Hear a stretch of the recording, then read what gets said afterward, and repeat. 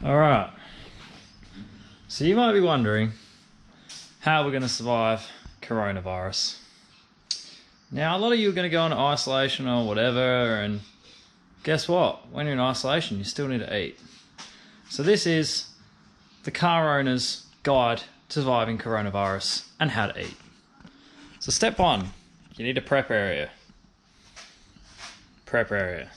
Step two, you're going to need some food. Here I have the finest of cuisines. Crispy bacon for a bit of a change, you know, chicken and bacon gets a bit boring. So step one is boil a kettle after you open this bad boy. So doing it one-handed is a bit of a time. But all the instructions are on the lid, so if you do get lost and don't have the internet handy, step one, open the bad boy. Step two, throw the veg out. Step three is rip the bag of questionable looking ingredients, powdered bacon or something. Pour that bad boy in. Make sure you get it all out, kids. Get rid of that.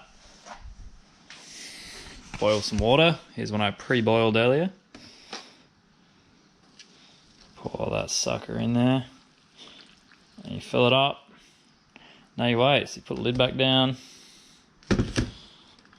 You know, and you just wait now. Literally, it's all written there. Add boiling water. Just wait a while. Now, honestly, every meal needs a nice drink. So your next step is go to your fridge, grab yourself a nice drink. While you wait, just fill in some time. And then, yeah, now you're done. So now you got a drink and dinner. You can survive. For real, look after yourselves. Stay out of trouble. If you get isolated, work in project cars, let you get something done. And see you all on the flip side. Peace.